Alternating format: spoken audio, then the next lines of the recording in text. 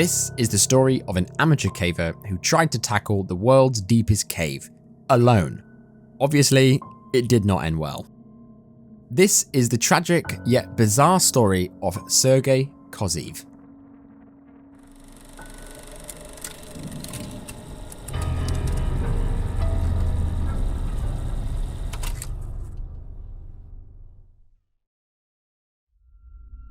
Abkhazia, a region of Georgia, is home to all 4 of the deepest known caves in the world, one of which is the Veryovkina Cave. A fraction of it was first discovered in 1968, with deeper parts being later discovered after extensive searches in 2000, revealing that it was in fact the deepest cave on Earth. It has a maximum discovered depth so far of 2,212 meters, which is enormous. It's hard to even fathom the depth of this cave, it really is. The cave itself is surrounded by limestone cliffs and scenic views. The cave's entrance is actually 2,285 meters above sea level, meaning you have to climb really out of your way to get into the cave. Now the cave itself, it is a truly extraordinary cave. It is considered the Everest of caving. It is a truly difficult and very dangerous cave, and it is not for beginners. As the entrance is so high above sea level, it's also a pretty cold cave, ranging from 4 to 7 degrees, with an air humidity of 100%.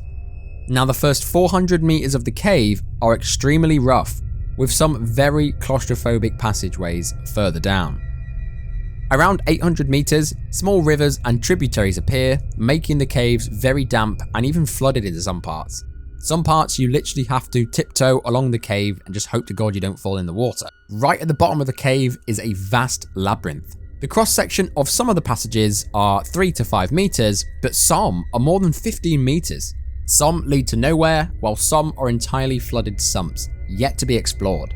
It's a real underground. There's even diving groups that ascend all the way to the bottom with diving gear to explore these sumps, which to me, I think sounds absolutely bonkers. As far as danger is concerned, there's a real danger of rockfalls and floods. Water can rise in at a very high rate, and some rocks have been perched where they are for thousands of years. Human disturbance can cause these to fall. For a sense of scale, it takes around 8 days to traverse all the way to the bottom and back again. Being the deepest cave in the world, it only attracts the most daring of people. One of these people was Sergey Koziv. He was 37 years old, he was married and had 2 children. Sergey was a Russian mountaineer, and he was living in Sochi, Russia.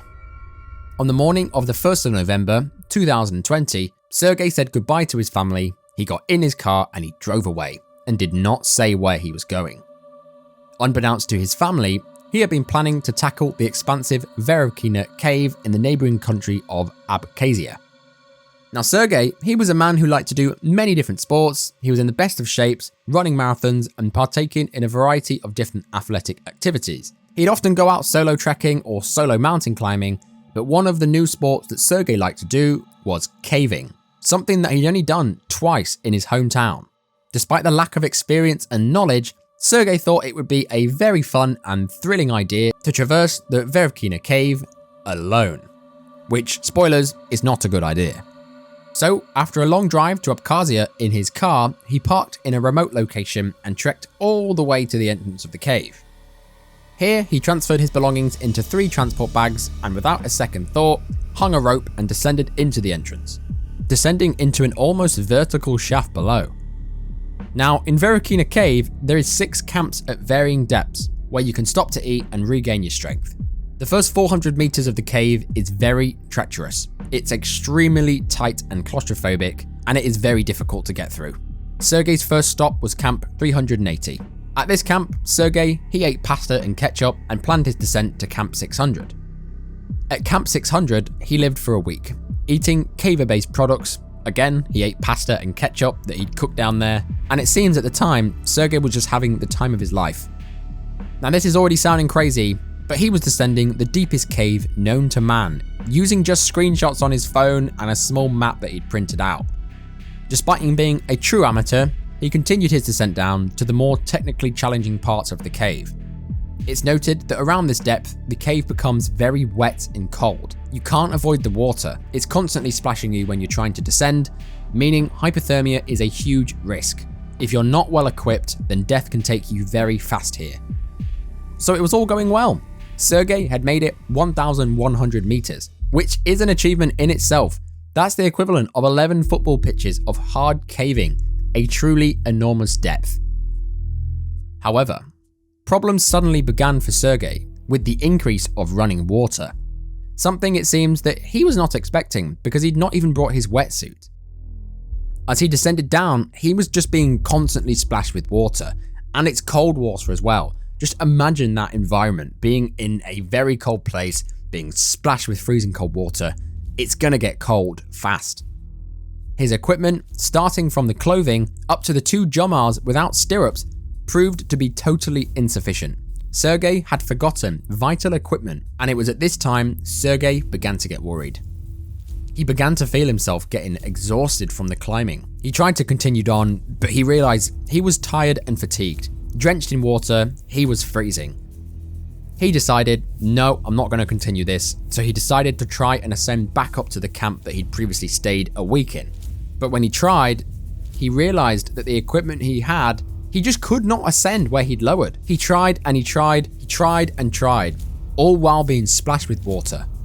But he just didn't have the strength in him to ascend this rock face without stirrups. It's unsure how long Sergey suffered trying to climb out, but eventually he gave up. He went to the base of the well that he'd been trying to climb out of, he curled up in a ball, and he passed out. So there he was, still attached to his rope, alone, at a huge depth of 1,100 meters in the deepest cave in the world. Sadly, Sergey could not withstand these conditions and succumbed to the cold.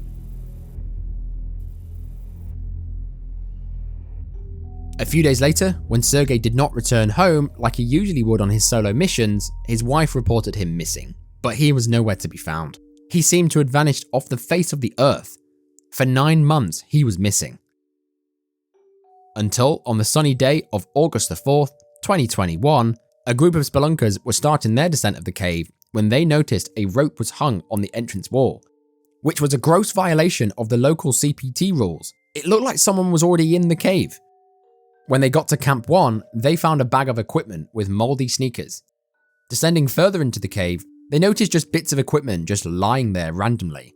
They got increasingly worried that someone was stuck in the cave.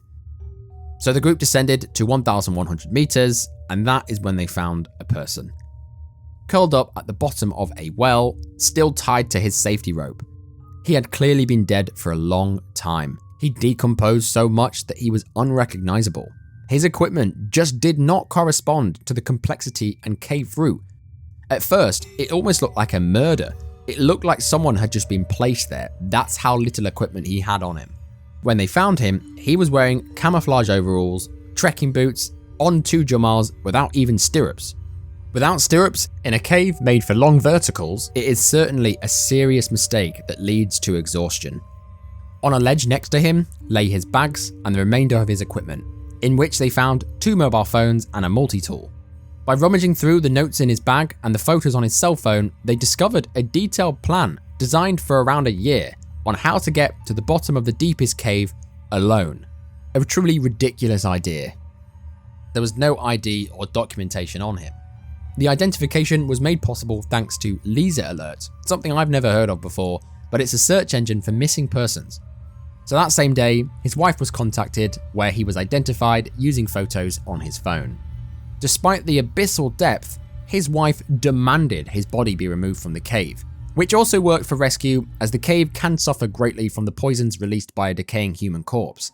The Russian Union, they were called in to evacuate the body, but they were not sure how they would do it.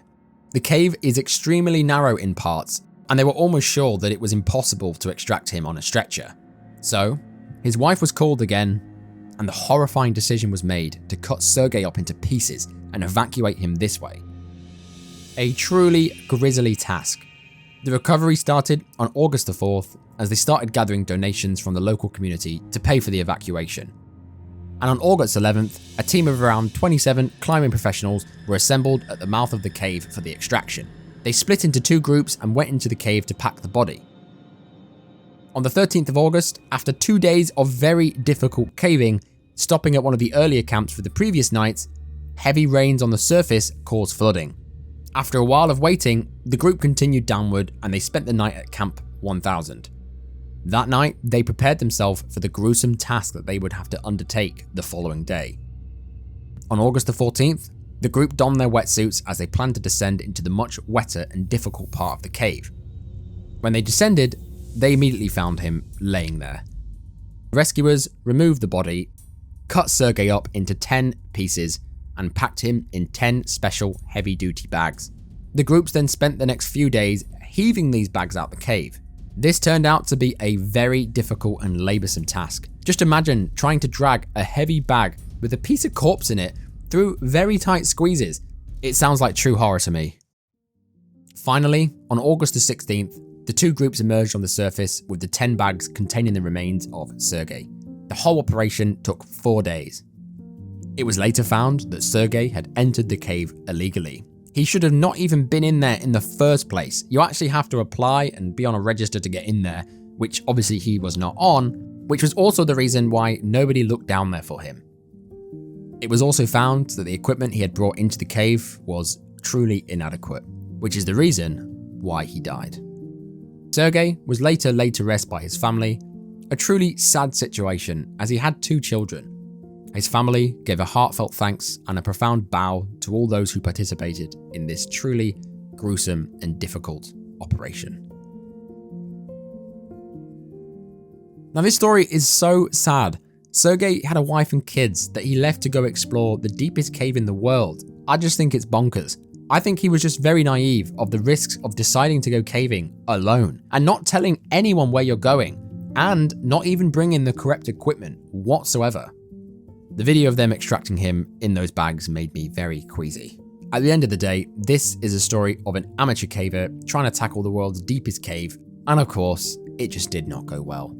Props to the recovery team who worked so hard extracting his body. It is not something I could do. Rest in peace, Sergey. So that is the story of Sergey. I hope you guys enjoyed this video. Click that like button if you're into true horror, and while you're down there, if you like this kind of content, why not tap that subscribe button to be alerted when I release future content such as this. Let me know in the comments below what you thought of this video, but I will see you in the next one. Bye bye.